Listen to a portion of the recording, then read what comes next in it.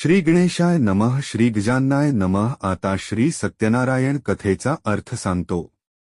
एकदा नैमिषारण्यात राहणाऱ्या शौनकादिक ऋषींनी पुराण सांगणाऱ्या सूतांना प्रश्न विचारला. ऋषी विचारतात, हे मुनिश्रेष्ठा, मनातील सर्व फले कोणत्या व्रताने अथवा तपश्चर्येने मिळतात ते ऐकण्याची इच्छा आहे, कृपा करून सांगा. सूत सांगतात, मुनी हो, नारदांनी हाच प्रश्न भगवान महाविष्णूंना विचारला. त्यावेळी विष्णूंनी नारदांना जे सांगितले तेच मी तुम्हाला सांगतो. शांत चित्ताने ऐका. एकदा महायोगी नारदमुनी जनतेवर दया करावी अशा बुद्धीने अनेक लोकांत फिरत असता मनुष्य लोकांत आले आणि मनुष्य लोकात आपल्या पूर्वकर्माप्रमाणे अनेक योनींमध्ये जन्म घेऊन अनंत प्रकारची दुःखे सर्व लोक भोगीत आहेत असे पाहून कोणत्या साधनाने त्यांची दुःखे नक्की नाहीशी होतील हा विचार करून नारदमुनी वैकुंठात गेले. त्या वैकुंठात 4 हातात शंख, चक्र, गदा व कमळ धारण केलेल्या व पायापर्यंत रुळणारी वनमाळा गळ्यात घातलेल्या स्वच्छ वर्णाच्या नारायण भगवंताला पाहून त्यांची स्तुती करण्याला त्यांनी प्रारंभ केला. नारद म्हणाले, ज्याचे स्वरूप, वाणी व मन यांना न कळणारे आहे व जो अनंत शक्तिमान आहे, तो उत्पत्ती, मध्य व नाश यांनी रहित आहे, मूळचा निर्गुण आहे व जगाच्या आरंभकाळी तो 3 गुणांचा स्वीकार करतो व जो सर्वांचे मूळ कारण असून भक्तांची दुःखे नाहीशी करतो, त्या नारायणाला माझा नमस्कार असो. नारदमुनींनी केलेली स्तुती ऐकून भगवान विष्णू नारदाजवळ बोलले. भगवान म्हणाले, मुनिवरा, आपण कोणत्या कामासाठी आलात? तुमच्या मनात काय आहे ते सर्व मला सांगा. मी त्याचे समर्पक उत्तर देईन. नारद म्हणाले, हे भगवंता, मृत्यूलोकातील सर्व लोक आपण केलेल्या पापकर्माप्रमाणे अनेक योनींमध्ये जन्म घेऊन विविध प्रकारची दुःखे भोगीत आहेत. नारद म्हणाले, हे भगवंता, आपली कृपा जर माझ्यावर असेल तर या सर्व लोकांची दुःखे लहान अशा कोणत्या उपायांनी नाहीशी होतील ते सर्व सांगा.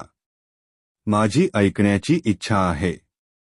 भगवान म्हणतात, हे नारदा, लोकांवर कृपा करण्याच्या हेतूने जो तू प्रश्न विचारलास तो फारच सुंदर आहे. म्हणून जे व्रत केल्याने जीवाची सर्व दुःखे नाहीशी होतात ते व्रत मी सांगतो. तू श्रवण कर.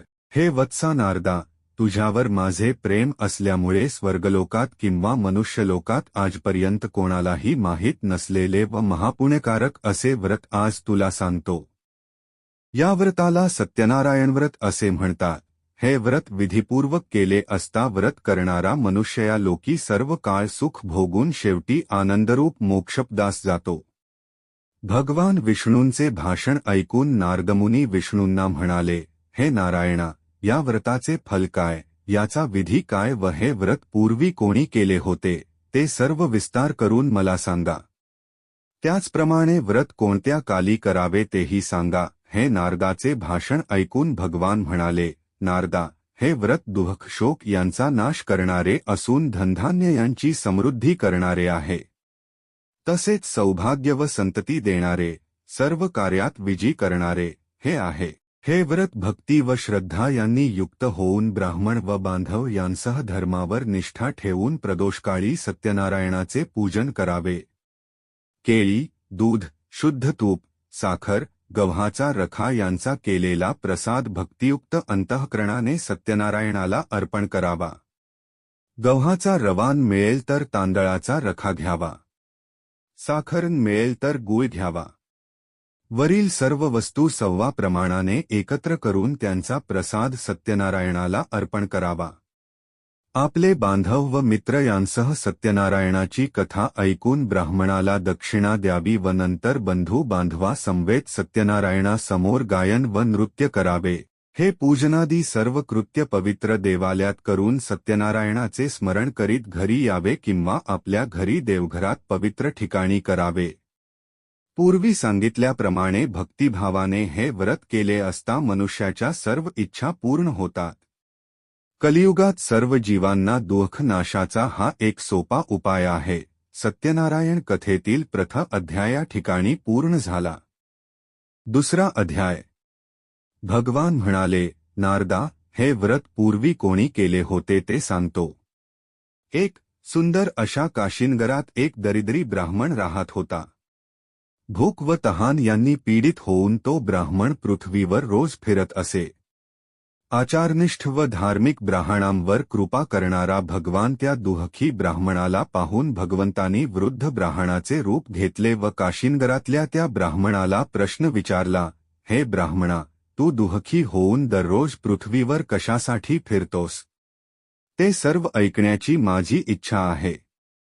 हे ब्राह्मण श्रेष्ठा, ते तू मला सांग.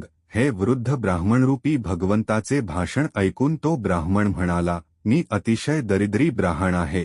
मी भिक्षा मागण्यासाठी रोज पृथ्वीवर फिरतो. हे भगवंता, दारिद्र्य नाहीसे करण्याचा एखादा उपाय आपणास माहीत असेल तर तो कृपा करून मला सांगा. असे ब्राह्मणांचे भाषण ऐकून भगवान म्हणाले, सत्यनारायण नावाचा विष्णू सर्वांच्या सर्व इच्छा पूर्ण करून मनातील फल देणारा आहे. जे व्रत केले असता मनुष्य सर्व दुःखातून मुक्त होतो त्या सत्यनारायणाचे पूजनात्मक उत्तम व्रत तू कर. त्यानंतर ब्राह्मणाला पूजनाचे सर्व विधान सांगून सत्यनारायण प्रभू तिथेच गुप्त झाले. वृद्ध ब्राह्मणाने सांगितलेले व्रत मी अवश्य करीन असा ध्यास दरिद्री ब्राह्मणाला लागल्यामुळे त्याला रात्री निद्रा लागली नाही. नंतर तो ब्राह्मण सकाळी उठून मी आज सत्यनारायणाचे व्रत करीन असा मनाशी निश्चय करून गावात भिक्षा मागण्यासाठी गेला. त्याच दिवशी त्या ब्राह्मणाला खूप पैसा मिळाला व त्याने पूजनाची सर्व तयारी करून आपल्या बांधवांसह सत्यनारायणाचे पूजन केले. नंतर तो दरिद्री ब्राह्मण या सत्यनारायण व्रतामुळे सर्व दुःखातून मुक्त झाला व धनधान्यांनी समृद्ध होऊन आनंदी झाला. त्या वेळेपासून तो ब्राह्मण प्रत्येक महिन्याला सत्यनारायण व्रत करू लागला व या व्रतामुळे सर्व पापांतून मुक्त होऊन अंती दुर्लभ अशा मोक्षाला गेला. ब्राह्मण हो, ज्यावेळी हे सत्यनारायण व्रत जो कोणी मनुष्य भक्तिभावाने करील त्यावेळी त्याचे सर्व दुःख नाहीसे होईल. मुनी हो, याप्रमाणे नारायण भगवंताने नारदांना सत्यनारायणाचे व्रत सांगितले तेच मी तुम्हाला सांगितले. अन्य काय सांगू? ऋषी पुन्हा विचारतात, त्या ब्राह्मणापासून हे व्रत कोणी ऐकले व नंतर कोणी प्रत्यक्ष हे व्रत केले? ते सर्व ऐकण्याची इच्छा आहे व श्रद्धा पण आहे. सूत म्हणतात, मुनी हो, हे व्रत पृथ्वीवर कोणी केले ते सांगतो, ते ऐका. एकदा हा ब्राह्मण आपल्या वैभवाप्रमाणे आपले बांधव व इष्टमित्र यांसह आनंदाने व भक्तीने हे व्रत करीत असताना लाकडे विकणारा मोळीविक्या त्या ठिकाणी आला. तो मोळीविक्या तहानेने व्याकुळ झालेला असल्यामुळे मस्तकावरील मोळी बाहेर ठेवून ब्राह्मणाच्या घरी गेला व तो व्रत करीत आहे असे पाहून त्याला नमस्कार केला व विचारले, महाराज, आपण काय करीत आहात व हे व्रत केल्याने काय फळ मिळते ते विस्तारपूर्वक सांगा. ब्राह्मण म्हणाला, सर्व इच्छा पूर्ण करणारे असे हे सत्यनारायणाचे व्रत आहे. त्याच्याच कृपाप्रसादाने मला पुष्कळ धनधान्य मिळाले आहे. नंतर त्या मोळीविक्याने हे व्रत समजावून घेतले व अंती आनंदाने प्रसाद भक्षण करून पाणी पिऊन शहरात मोळी विकण्यासाठी गेला. सत्यनारायणाचे चिंतन करीत लाकडाची मोळी मस्तकावर घेऊन या गावात लाकडे विकून जे द्रव्य मिळेल त्या द्रव्याने मी सत्यनारायणाचे उत्तम पूजन करीन असा मनाशी त्याने निश्चय केला व धनिक लोक ज्या नगरात राहत होते तिथे तो गेला व त्या दिवशी त्याला दुप्पट द्रव्य मिळाले.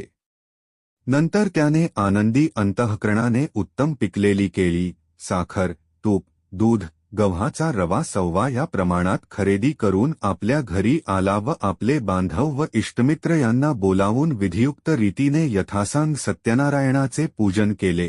या सत्यनारायण व्रताच्या प्रभावाने तो मोळीविक्या धनधान्य व पुत्र इत्यादी संपत्तीने युक्त झाला व या लोकात सुख भोगून शेवटी सत्यनारायण प्रभूच्या लोकी गेला. या ठिकाणी सत्यनारायण कथेतील दुसरा अध्याय पुरा झाला.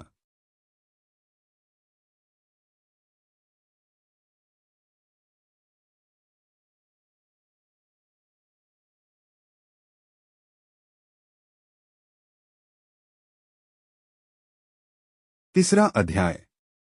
सूत सांगतात, ऋषी हो, याविषयी आणखी एक कथा सांगतो ती ऐका. पूर्वी या पृथ्वीवर उल्कामुख नावाचा एक सार्वभौम राजा होता. तो राजा जितेंद्रिय व सत्य बोलणारा, भक्तिमान व बुद्धिमान होता. तो देवळात जाऊन प्रत्येक दिवशी ब्राह्मणांना द्रव्य देऊन संतुष्ट करीत असे.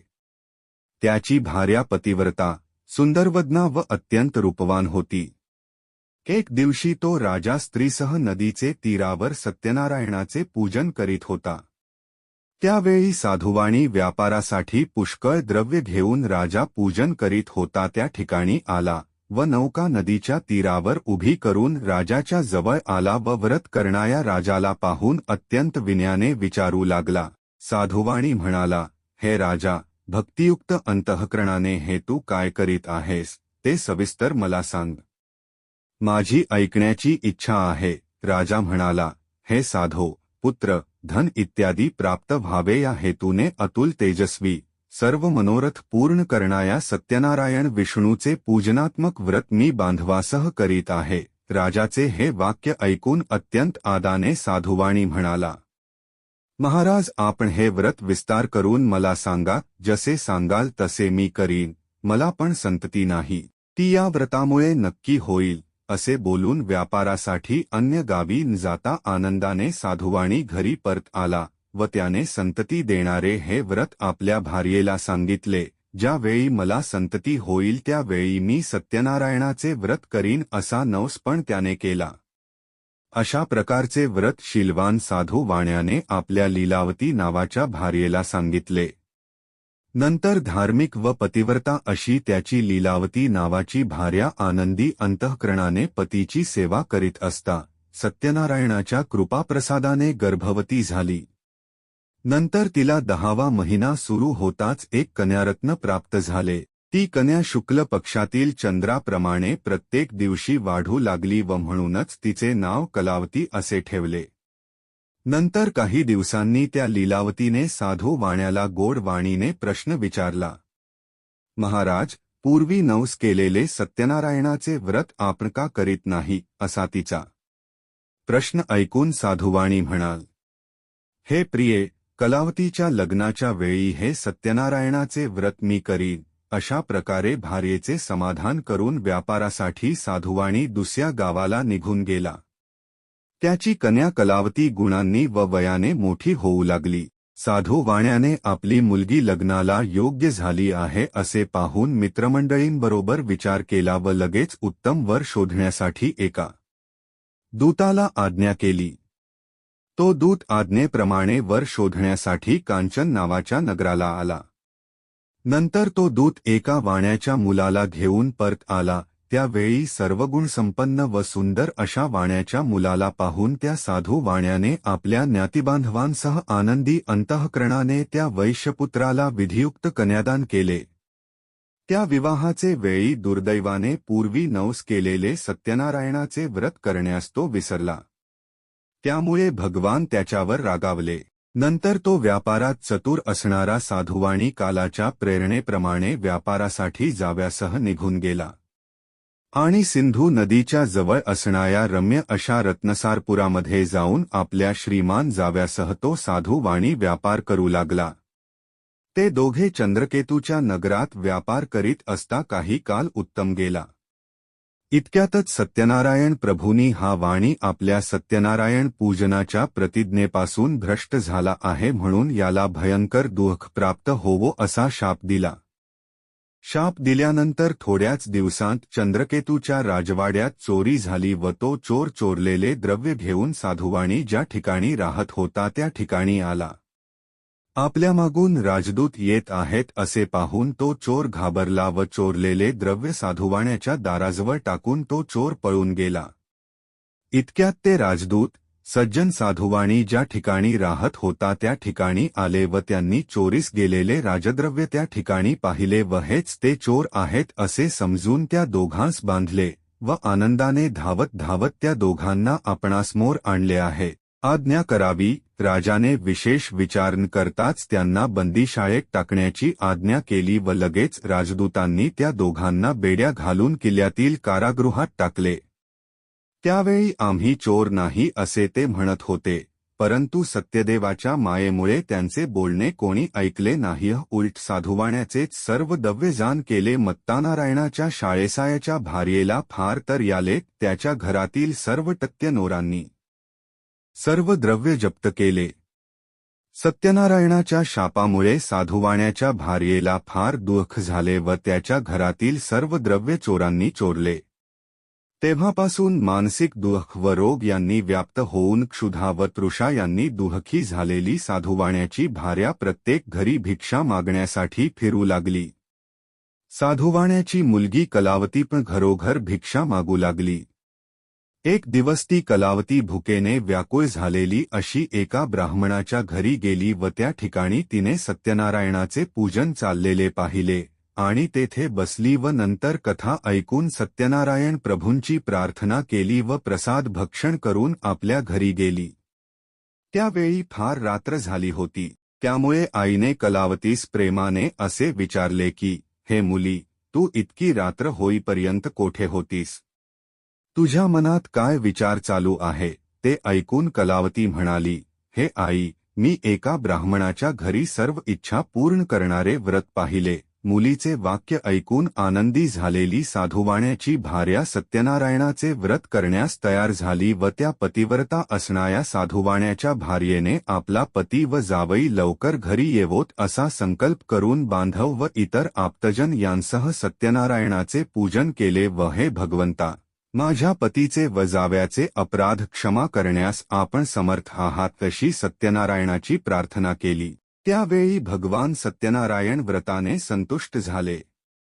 नंतर चंद्रकेतूच्या स्वप्नात जाऊन त्यांनी सांगितले, हे नृपश्रेष्ठा, तू जे 2 वाणी बंदीशाळेत टाकले आहेस ते सकाळी सोडून दे. तसेच हे राजा, तू जे त्यांचे धन घेतले आहेस ते त्यांचे त्यांना परत दे. असे जर तू न करशील तर धन, पुत्र व राज्य यांसह तुझा नाश करीन, असे राजा स्वप्नात सांगून सत्यनारायण भगवान अदृश्य झाले.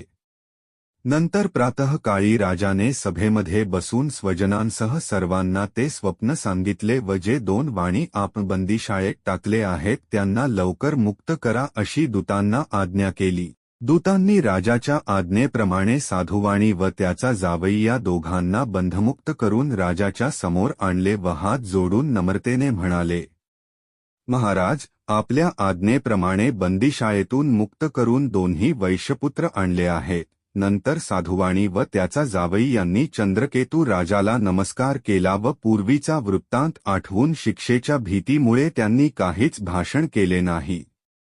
त्या 2 वाण्यांना पाहून चंद्रकेतू राजा आदराने म्हणाला, वैश्य हो, तुमच्या दैवयोगाने तुम्हाला दुःख भोगावे लागले. आता भीती नाही, असे बोलून त्यांच्या बेड्या काढवून क्षौरकर्म व मंगलस्नान करविले. नंतर त्या दोघांना वस्त्र व अलंकार देऊन गौरव केला व नम्र भाषणाने त्यांना अत्यंत संतुष्ट केले व त्या वाण्याने जे द्रव्य घेतले ते त्यांना दुप्पट करून दिले व म्हणाला, हे साधो, आपण आपल्या घरी जा. नंतर त्या दोघांनी राजाला नमस्कार केला व म्हणाले, आम्ही आपल्या कृपेने घरी जातो. या ठिकाणी सत्यनारायण कथेतील 3रा अध्याय पुरा झाला. 4था अध्याय. नंतर साधुवाण्याने आपणास वाटेत विघ्ने येऊ नयेत म्हणून ब्राह्मणास दक्षिणा देऊन आशीर्वाद घेतला व जाव्यासह स्वतःचे नगरास गेला. तो साधुवाणी काही थोडा दूर गेल्यावर संन्यासवेश धारण करणाऱ्या सत्यनारायण प्रभूंनी साधुवाण्याची परीक्षा करण्यासाठी, हे साधो, या तुझ्या नौकेत काय आहे ते सांग असा प्रश्न विचारला. धनाने उन्मत्त झालेले ते 2 वाणी त्याची निंदा करून हसू लागले व म्हणाले, संन्यासी बुवा, आमचे द्रव्य नेण्याची तुमची इच्छा आहे काय? आमची नौका वेली व पाने यांनी भरलेली आहे. असे साधुवाण्याचे उन्मत्तपणाचे भाषण ऐकून भगवान म्हणाले, तुझे बोलणे खरे होवो. असे बोलून संन्यास वेश धारण करणारे भगवान तेथून गेले व तिथून थोड्याच अंतरावर असलेल्या समुद्राच्या तीरावर बसले. संन्यासी दूर गेल्यावर साधुवाण्याने आपले नित्यकर्म केले व नौकेकडे गेला आणि पाहिले तर हलकेपणामुळे नौकावर आलेली पाहून साधुवाणी आश्चर्यचकित झाला. नौकेत वेली व पाने पाहून तो साधुवाणी मूर्छा येऊन जमिनीवर पडला. नंतर थोड्या वेळाने सावध होऊन चिंता करू लागला. त्यावेळी साधुवाण्याचा जावई म्हणाला, महाराज, आपण शोक का करता? संन्याशाने जो आपणास शाप दिला त्यामुळेच हा सर्व प्रकार घडला आहे. तो संन्यासी पाहिजे ते करण्यास समर्थ आहे, म्हणून आपण त्याला शरण जाऊ म्हणजे आपले सर्व मनोरथ पूर्ण होतील. असे जाव्याचे भाषण ऐकून साधुवाणी तिजवळ गेला व त्याला पाहून भक्तीने नमस्कार केला व आदराने बोलू लागला. महाराज, मी जे आपल्या जवळ खोटे बोललो त्या अपराधाची क्षमा करा, असे म्हणून पुन्हा पुन्हा नमस्कार केला व तो साधुवाणी अतिशय दुःखी झाला. संन्यास वेशधारी भगवान शोक करणाया साधू वाण्याला म्हणाले, शोक करू नकोस. मी सांगतो ते ऐक. तू माझ्या पूजनाविषयी परान्मुख आहेस व म्हणूनच माझ्या आज्ञेने तुला वारंवार दुःख प्राप्त झाले. हे ऐकून साधुवाणी भगवंताची स्तुती करू लागला. साधुवाणी म्हणाला, तुझ्या मायेने मोहित झालेले ब्रह्मादिक देवही तुझे गुण व रूप जाणू शकत नाहीत. हे प्रभो, हे आश्चर्य आहे. तुमच्या मायेने मोहित झालेला मी एक मूर्ख आहे. मी आपणास कसा जाणे? माझ्यावर कृपा करा. मी यथाशक्ती आपले पूजन करीन. मी आपणास शरण आलो आहे. माझे रक्षण करा. माझे पूर्वीचे द्रव्य मला मिळावे. असे साधुवाण्याचे भक्तिभावयुक्त वाक्य ऐकून भगवान संतुष्ट झाले व साधुवाण्याला इच्छित वर देऊन अध्य झाले. नंतर साधुवाण्याने नौकेवर जाऊन पाहिले तो पूर्वीप्रमाणे नौका द्रव्याने भरलेली आहे असे दिसले व सत्यनारायणाच्या कृपेनेच हे सर्व मला मिळाले असे म्हणून साधुवाण्याने आपल्या बांधवांसह सत्यनारायणाचे यथासांग पूजन केले व सत्यनारायणाच्या कृपाप्रसादाने आनंदी झाला व प्रयत्नाने नौका नदीत लोटून आपल्या घरी गेला. नंतर साधुवाणी जाव्याला म्हणाला, ही पहा माझी रत्नपुरीनगरी. असे बोलून द्रव्याचे रक्षण करणारा एक दूत घरी पाठविला. तो दूत नगरात गेला व साधुवाण्याच्या भार्येला पाहून त्याने नमस्कार केला व हात जोडून तिला अपेक्षित असणारे वाक्य बोलू लागला. तो म्हणाला, बांधव व पुष्कळ द्रव्य यांसह साधुवाणी जाव्याला बरोबर घेऊन आपल्या नगराच्या जवळ आले आहेत. असे दूताचे वाक्य ऐकून आनंदी झालेल्या साधुवाण्याच्या भार्येने मुलीला सत्यनारायणाची पूजा कर असे सांगितले व आपण लगेच पतिदर्शनासाठी गेली. आईचे वाक्य ऐकून तिने सत्यनारायणाचे व्रत पूर्ण केले. परंतु प्रसाद भक्षण करता पतिदर्शनासाठी उत्सुक झालेली ती तशीच गेली. त्यामुळे रागावलेल्या सत्यनारायण प्रभूंनी तिचा पती असलेली नौका दुव्यासह पाण्यात बुडविली. त्यावेळी त्या ठिकाणी आलेल्या कलावतीला तिचा पती दिसला नाही. त्यामुळे अत्यंत शोकाने विव्हळ होऊन ती रडत भूमीवर पडली. बुडालेली नौका व त्यामुळे दुःखी झालेली आपली कन्या पाहून भयभीत अंतःकरणाने साधुवाणी नावाड्यांसह हा काय चमत्कार असे म्हणून विचार करू लागला. नंतर लीलावती आपल्या कन्येची ती अवस्था पाहून दुःखी झाली व आक्रोश करून आपल्या पतीला म्हणाली, अहो, एवढ्या थोड्या अवधीत नौकेसह कलावतीचा पती कसा अश्य झाला? कोणत्या देवाच्या अवकृपेमुळे हे झाले? मला हे समजत नाही. नंतर तिने मुलीला पोटाशी धरले व रडू लागली. इतक्यात पती नाहीसा झाल्याने दुःखी झालेल्या कलावतीने पतीच्या पादुका घेऊन सती जाण्याचा निश्चय केला. धार्मिक व सज्जन असा तो साधुवाणी भार्येसह मुलीचे अशा प्रकारचे चरित्र पाहून अतिशोकाने संतप्त झाला व सत्यनारायणानेच नौका नाहीशी केली असेल कारण त्याच्या मायेने मी मुग्ध झालो आहे. नंतर सर्वांना बोलावून साधुवाण्याने, माझे मनोरथ पूर्ण झाल्यास मी सत्यनारायणाचे पूजन करीन असे सर्वांना सांगितले आणि सत्यनारायणाला पुन्हा पुन्हा साष्टांग नमस्कार घातले. तेव्हा दीनांचे रक्षण करणारे सत्यनारायण संतुष्ट झाले व भक्तप्रेमी भगवान आकाशवाणीने म्हणाले, हे साधो, तुझी कन्या प्रसादाचा त्याग करून आपल्या पतीच्या दर्शनासाठी आली आहे म्हणून तिचा पती अदृश्य झाला.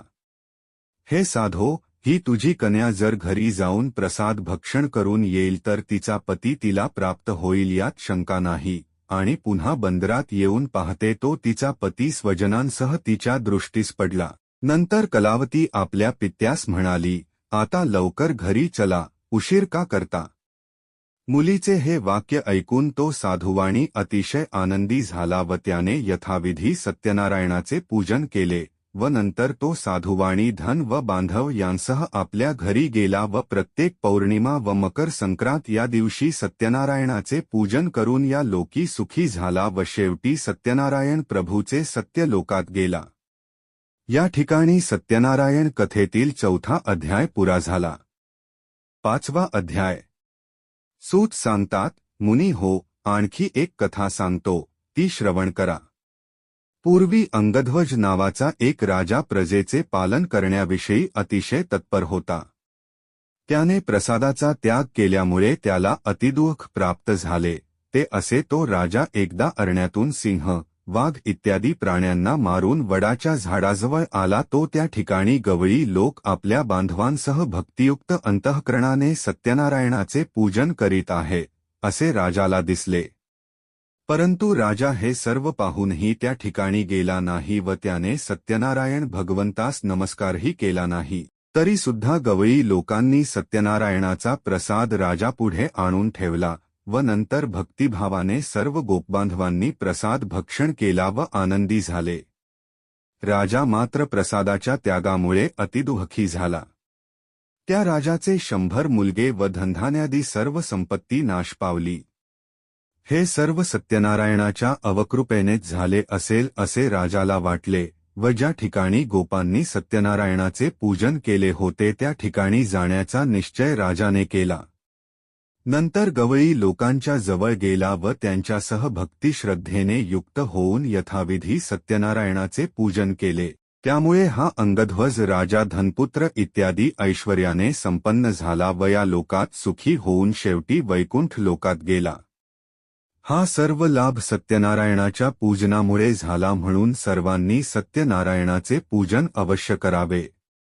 जो कोणी अतिदुर्लभ असे सत्यनारायणाचे व्रत करतो व फल देणारी अशी कथा भक्तिभावाने श्रवण करतो त्याला सत्यनारायणाच्या कृपेने धनधान्यादी सर्व वस्तूंचा लाभ होतो व जो दरिद्री असेल त्याला द्रव्य मिळते व जो बंधनात पडला असेल तो बंधनातून मुक्त होतो. जो भयभीत झाला असेल तो सत्यनारायणाच्या पूजनामुळे भीतीपासून मुक्त होतो. इच्छित संपूर्ण ऐश्वर्य या लोकी भोगून अंती सत्यनारायणाच्या नगरास जातो. ऋषी हो, जे व्रत केले असता मनुष्य सर्व दुःखातून मुक्त होतो, ते हे सत्यनारायणाचे व्रत तुम्हाला सांगितले. विशेषत्वे करून कलियुगात सत्यनारायणाची पूजा फल देणारी आहे. या देवाला कोणी काल, कोणी ईश, कोणी सत्यदेव व कोणी सत्यनारायण असे म्हणतात. नानारूपे धारण करून सर्व भक्तांच्या इच्छा पूर्ण करणारा असा भगवान कलियुगात सत्यनारायण व्रतरूपी होईल. मुनिश्रेष्ठ हो, जो कोणीही सत्यनारायणाची कथा पठण करील किंवा श्रवण करील त्याची सर्व पापे श्री सत्यनारायणाच्या कृपेने नाहीशी होतील. या ठिकाणी श्री सत्यनारायण कथेतील 5वा अध्याय संपूर्ण झाला.